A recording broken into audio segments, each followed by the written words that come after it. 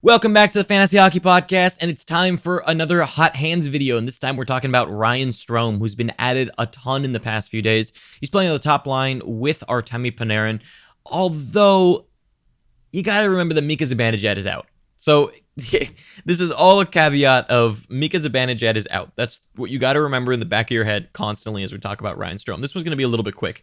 I just kind of want to go over, a lot of people are picking him up. And a lot of people are also wondering, is this for real? Can he actually sustain what he's doing? Because he has looked good on the season so far, but can it continue? That's the big question. Okay, so looking at deployment here for the Rangers, Ryan Strome is on the top line right now between Panarin and Jesper Fast. Eesh, that is an ugly, ugly first line. Boy, that's an ugly first line. What are the Rangers doing? Oh, right. They're tanking. They're trying to be Ottawa 2.0. Kind of. I mean, I don't know if anyone can be as bad as Ottawa, but they're certainly trying, that's for sure. And then on the power play, he's currently slotted in on the top power play unit with Chris Kreider, Capo Caco, Anthony D'Angelo, and Artemi Panarin. So, look, just looking at the lines alone, you can see that Zibanejad's going to take over here somewhere. Now, I think the big question mark is what happens when Zibanejad comes back in general, because they had split up Panarin and Zibanejad. So the question is, are they going to put them back together? And who knows? If Ryan Strome keeps this up, maybe he keeps that spot next to Artemi Panarin for a little bit. Maybe they give it to Philip Hedl. Maybe Hedl moves to the wing and Zibanejad slots in where Hedl is. Maybe there's just so many kind of combinations, and honestly, everything just gets thrown into a line blender every 2 games that it's almost impossible to predict what the hell the lines will be. And that's another caveat. It's not just about Zibanejad coming back. It's that there's been no consistency in lines for the Rangers. So it's very hard for me to sit here and tell you, yes, Ryan Strome, if he plays well, will stick to Artemi Panarin. I don't know. David Quinn praises Lias Andersson constantly, and Lias Andersson is stuck on the 4th line with Michael Haley and Brendan Smith. Brendan Smith does nothing. Brendan Smith moves up to the 3rd line. I don't know what the hell David Quinn is thinking half the time, so it's very hard to tell you where Ryan Strome is going to slot in, because to be honest, I feel like almost nobody knows what's going to happen there. Okay, now looking at his stats, let's take a look at the last 2 games he's played as top line center and how his season has gone so far. So from just a time on ice perspective, it's up around 14%, almost 13-14%. Last year, he played just about 15.5 minutes. This year, he's playing around 17.5 minutes. Over these last 2 games, though, he actually got 22 minutes of ice time. So while he's been first-line center, that he actually has really been first-line center. But there's a reason for that.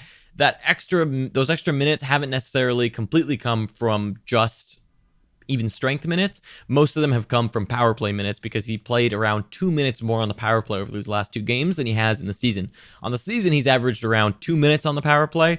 Over these last 2 games, he's averaged around 4 minutes on the power play. So 2 whole minutes of that can be attributed to power play time, whereas another 2 minutes of that over these last 2 games can be attributed to 5-on-5 time, which is likely with Panarin. So he's been playing pretty well. Last year, he was on a 35-point pace. Right now, he's on an 82-point pace on the season, but it's a little bit inflated because he has 10 points on the season, and 4 of those came in just the last 2 games. So in the last 2 games, he's at a 164-point pace. Now, the thing with him is his shots are actually down from last year. Not by much, by about 5%, but over this last span when he was top power play and top line, I should say, his shots actually came down even more. He only has 2 shots in his last 2 games. Yeah, 2 shots in his last 2 games while playing with Artemi Panarin.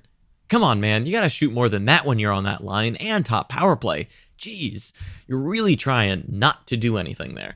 So he has 2 secondary assists on the season, good for 30% of them. That's not a lot. I mean, he has 7 assists on the season, so not that many. There are quite a few issues here, though. He doesn't shoot very much to begin with, so not many shots. Right now on the season, he's on a 107-shot pace, so barely a shot a game, really. You're looking at about a shot a game, maybe more occasionally. The problem is he's shooting at 23%. So his shooting percentage is at 23%. Last year, to be fair to Ryan Strome, he did shoot at 17% last year. Now, can he shoot at 17% again?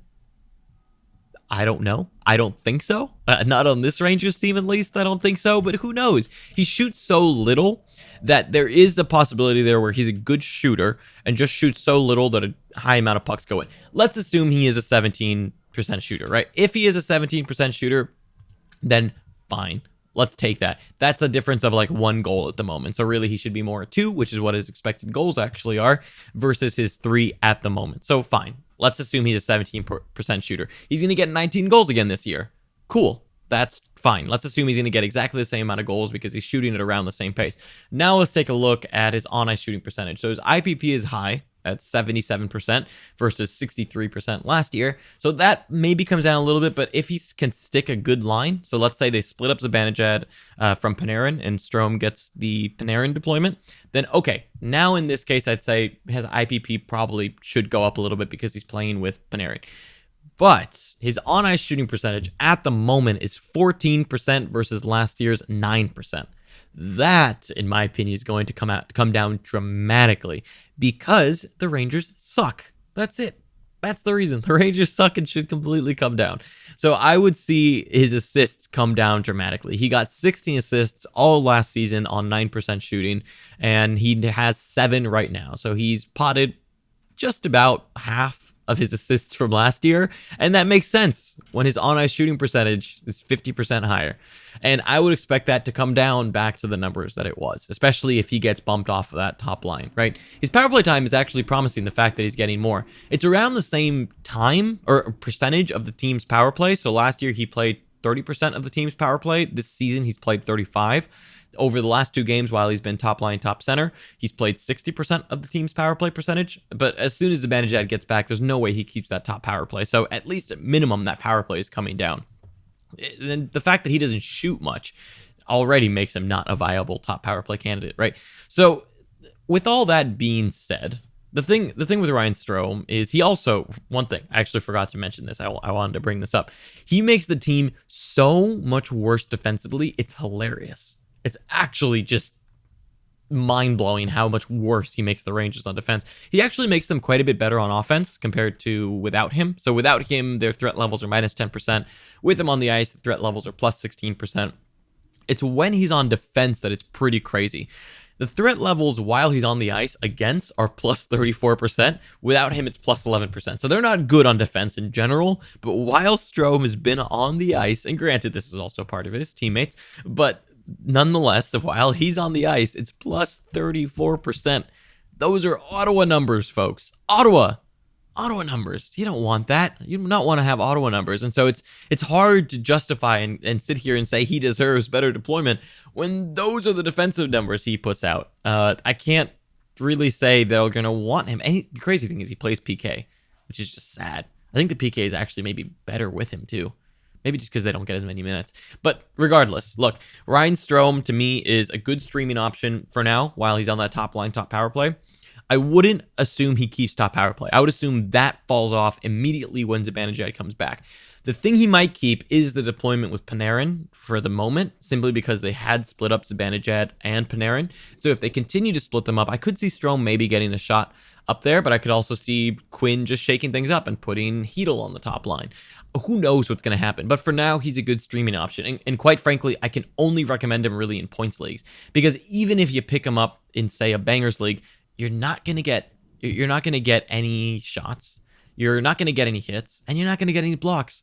And so just from a bangers perspective, I can't even recommend him as a streamer. There are far better streaming options than Ryan Strome, in my opinion. Maybe if it's a week where you're down in points and power play points, maybe, although he hasn't even gotten a power play point yet. Oh, he has 3 power play points on the season. My bad. Fine. Apologies, Ryan Strome. You have 3 power play points. So if you're down in points, I guess I'd maybe pick him up. But the Rangers are so bad. Do you really want to bet on a guy who barely shoots at 23% and has an on-ice shooting percentage of 14%? I wouldn't want to bet on that. And so I would recommend him in a points league as a streaming option if you must. But just remember that a lot of it hinges on Mika Zibanejad being out. And as soon as he gets back, this could all come crumbling down. So thank you for watching. Be sure to subscribe, turn on notifications for future Hot Hands videos and Bust Watches. And we will be back with another Bust Watch or Hot Hands, I think, very soon. Thanks for watching. Catch you next time.